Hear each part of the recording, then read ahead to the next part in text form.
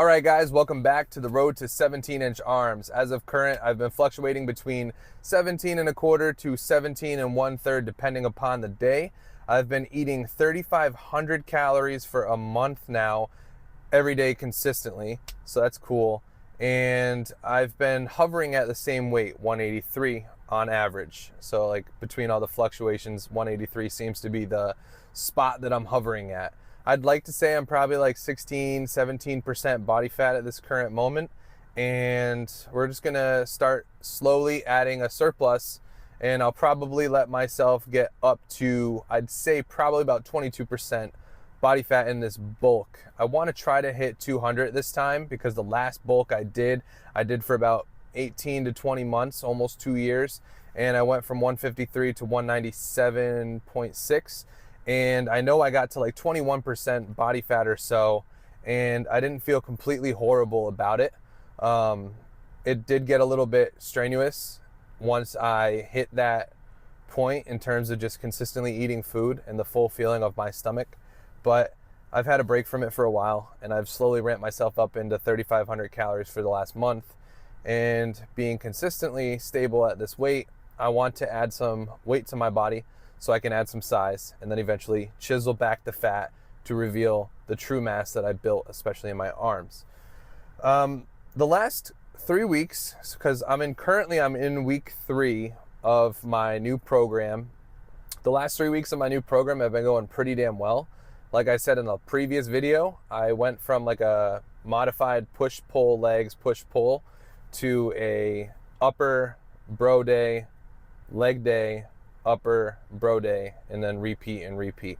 So what that means is, again, upper is just main compounds, focusing mostly on like overhead press, dumbbell bench press, and then like pull-ups and stuff like that. Whereas the bro day is the meat and potatoes. So like one day I do like preacher curls, which is something I'm excited about actually, and I'm going to tell you about in a moment. And on the other day I do like dumbbell preacher curls, for instance. So on the preacher curls, one huge thing that I've learned from preacher curls, because I've been doing them for at least 20 weeks now consistently, and when you keep hammering away at something and you just listen to your body and what it needs, it does just give you great returns. So today I officially hit 80-pound preacher curls for 20 reps, and that was a new PR. Super exciting. And on that note, if any of you have watched any of my shorts, you'll notice that I always post up rep PRs, because I want to normalize the rep PR as opposed to just like a 1 rep max. In terms of bodybuilding, I think it's more important to work on overall tonnage and volume than it is to worry about an absolute load for a one rep lift. So I'm pretty stoked that I finally got 20 at that. Now I might lower the rep range down a little bit to like 15 as the top end of my rep range, and continue to progress from here. I'm going to add 5 pounds to the bar next week and then see where we go. So 85 pounds. And the biggest thing is like consistency. Like I've done it consistently for a long period of time, and it's paying off more and more and more. And it's actually kind of crazy, because the way I see my biceps now compared to what I've known them to be before, there's definitely a major change, and I attribute a lot of it to the preacher curls. Now, one thing I've noticed for me personally, I generally get a better workout with preacher curls when I put an exercise before them. So I have incline curls before them. I don't push them to failure. I just do a high rep range. So I do 2 sets of 20 reps at 25-pound dumbbells, and I get a lot of blood to the local area. That gives really good comfort for my elbows, and it doesn't take a whole lot away from my sets when I do the preacher curls. So that works for me. I don't know if it works for you, or if it will work for you or just drain you, but that's what I've been doing, and it's been pretty successful. I noticed too, I really only needed 1 hard set of preacher curls before I moved on to the preacher machine, which has a more even, balanced out resistance profile. So when I was doing 2, the second set would really strain and irritate my forearm, and then put a little kink in my wrist. And since going down to only 1 set on the preacher curls all out, I haven't really had that issue. So that's been a really important thing to note. Sometimes we think that it's important to get in more and more and more and more, But in this instance, getting in less actually allowed me to get more out of the sets that I do on a weekly basis. That's been super exciting. Another super exciting thing is, I don't know if you've watched my video in the past, but I had torn my pec in January. I was kind of a dick about it for about a month. I was stubborn and tried to do everything that I could to remain as normal as possible when it came to my workouts. But in the end, I ended up having to rest for a whole month and go easy on it. And it's only been as of the last few weeks that I've felt extremely comfortable with actually pushing hard on like bench and stuff again.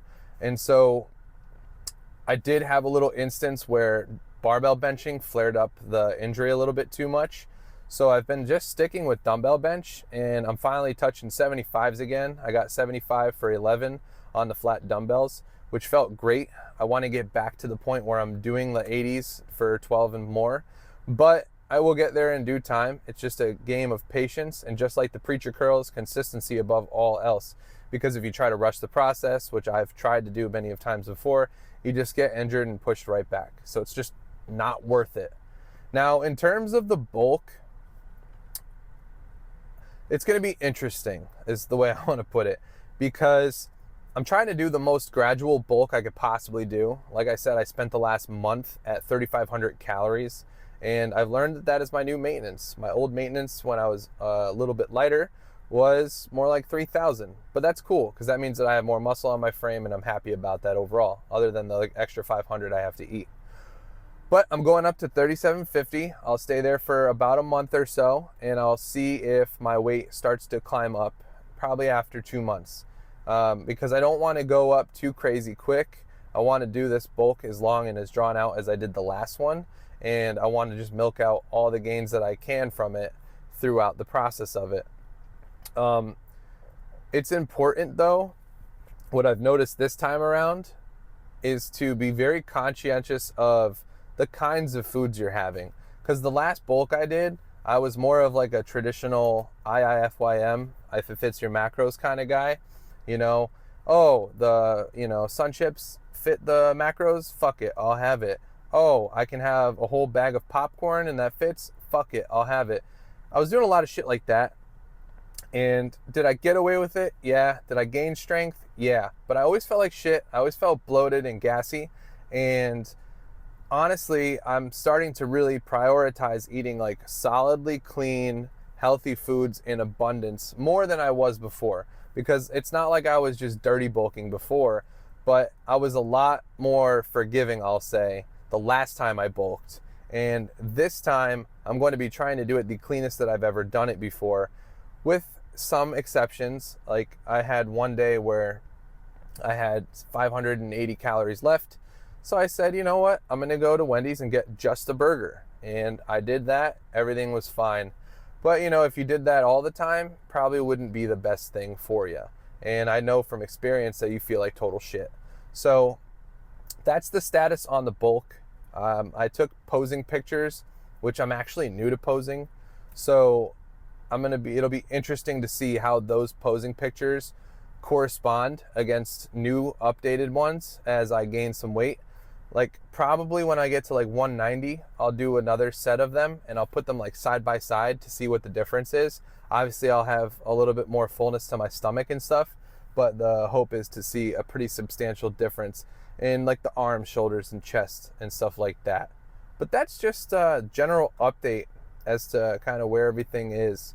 The last thing actually that's exciting is I finally added a little 10-pounder to my pull-ups.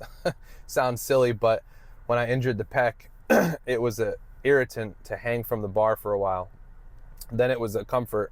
Then it was nice and I could start doing pull-ups, and now I'm able to start slowly getting back into weighted pull-ups. And while I might be able to do more weight, I think it's definitely a better approach to go in slow and steady so that you can do it for a longer period of time and consistently get the growth that you want out of it. So that's that, guys. That's my update. Everything's been going well. I've been enjoying the process of it very much, and I will catch you guys in the next one.